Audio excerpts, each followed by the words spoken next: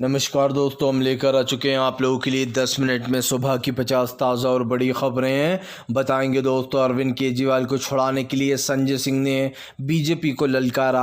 आखिरकार क्यों दोस्तों वीवीपैट और ईवीएम के जाने पर विपक्ष खुश, कहा हमें अब एक उम्मीद की किरण जागी है। क्यों प्रधानमंत्री ने कहा कि जो विपक्ष है वो जो है यहाँ पर बदनाम करना चाहता है इंडिया का नाम। आखिरकार क्यों दोस्तों बार बार जो है यहाँ पर अखिलेश यादव नारा दे रहे हैं कि अब की बार 400 हार बीजेपी। तमाम मुद्दों पर बात, लेकिन उससे पहले अगर आपने अब तक हमारे चैनल को सब्सक्राइब नहीं किया जल्दी से कर लीजिए, पास में घंटी आएगी इसको भी दबाइए ताकि हर वीडियो की अपडेट जो है वो आप तक पहुंच पाए। दरअसल दोस्तों आपको बताते चले, बीजेपी के ऊपर जमकर भड़कते हुए नजर आए जो है यहाँ पर राहुल गांधी बोले फिलहाल देश में फेयर एंड इलेक्शन होना चाहिए। राहुल गांधी ने कहा कि देश में फेयर इलेक्शन नहीं होने देना चाहती बीजेपी। उन्होंने बीजेपी पर आरोप लगाते हुए कहा कि बीजेपी चाहती है देश का लोकतंत्र ख़त्म हो जाए ताकि लोग अब चुनाव ही ना करवा पाएँ। आपको बताते चले राहुल गांधी यहीं नहीं रुके, उन्होंने आरोप लगाया कि भारतीय जनता पार्टी देश के लोकतंत्र को ख़त्म करने की कोशिश कर रही है। राहुल गांधी इस चीज़ को बार बार बोलते हैं कि फ़िलहाल बीजेपी देश का लोकतंत्र ख़त्म करना चाहती है, वो नहीं चाहती है कि देश में फेयर इलेक्शन हो। यही नहीं, राहुल गांधी ने ये भी आरोप लगाया बीजेपी के ऊपर कि फ़िलहाल प्रधानमंत्री नरेंद्र मोदी के इशारे पर चुनाव आयोग काम करता है। आपको बताते चले दोस्तों, संजय सिंह ने जेल से बाहर आते से ही बीजेपी को ललकारा। कहा मनीष सिसोदिया और अरविंद केजरीवाल दोनों बेगुनाह हैं। बीजेपी की पोल खुल चुकी है, उसने कितना बड़ा बालू कांड किया है। दरअसल आपको बता दें, ईडी का एक बड़ा अधिकारी रिश्वत लेते हुए पकड़ा गया था और उसके साथ साथ कई और लोग भी जाहिर सी बातें शामिल होंगे। इसको लेकर संजय सिंह ने जमकर बीजेपी पर भड़ास निकाली।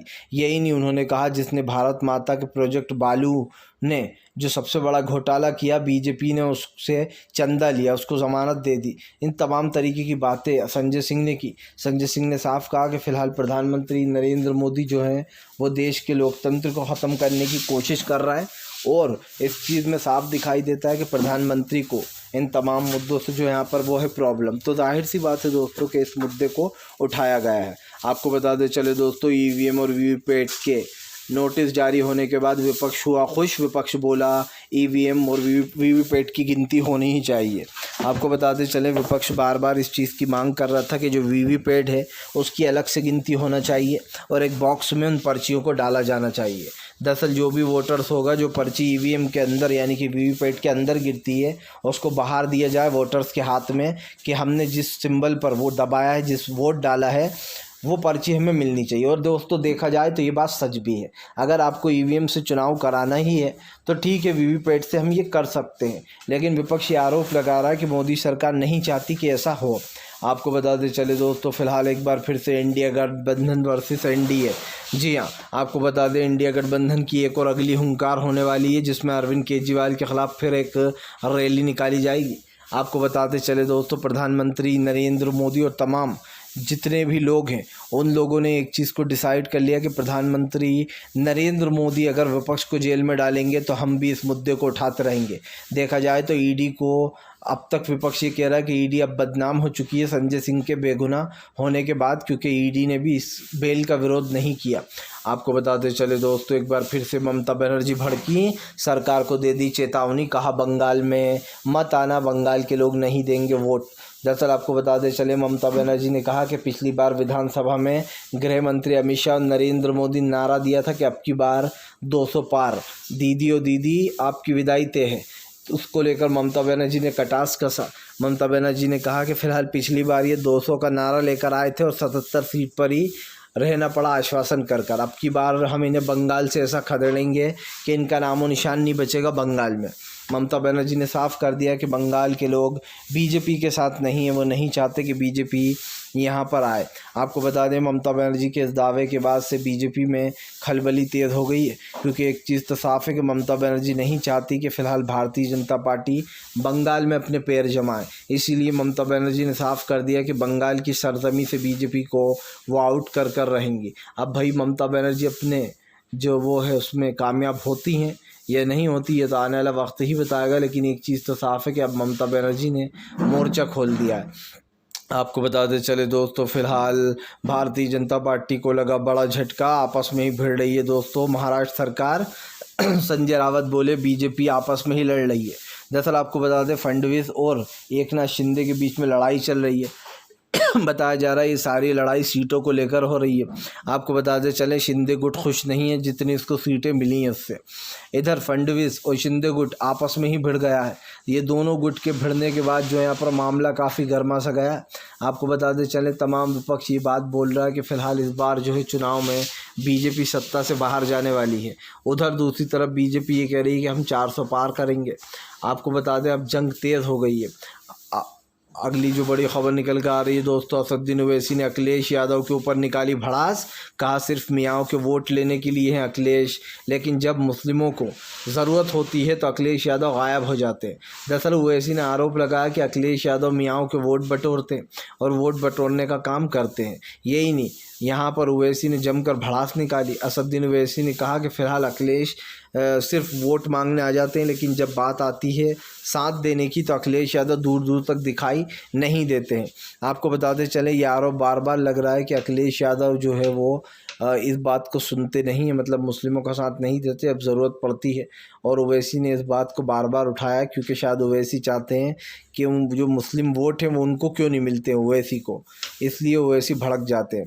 आपको बताते चले दोस्तों एक बार फिर से जो है यहाँ पर प्रधानमंत्री नरेंद्र मोदी के ऊपर आग बबूला हुए मल्लिकार्जुन खड़गे बोले देश में फेयर इलेक्शन नहीं चाहती बीजेपी, हमारे तमाम खातों को फ्रीज कर रखा है, हमें इनकम टैक्स का नोटिस भेज रखा है। हालांकि उस इनकम टैक्स के नोटिस पर करोड़ों रुपए का जो जुर्माना लगाया गया है कांग्रेस पर, उस पर सुप्रीम कोर्ट ने रोक लगा दी कि लोकसभा तक कुछ नहीं होगा, सब उसके बाद होगा।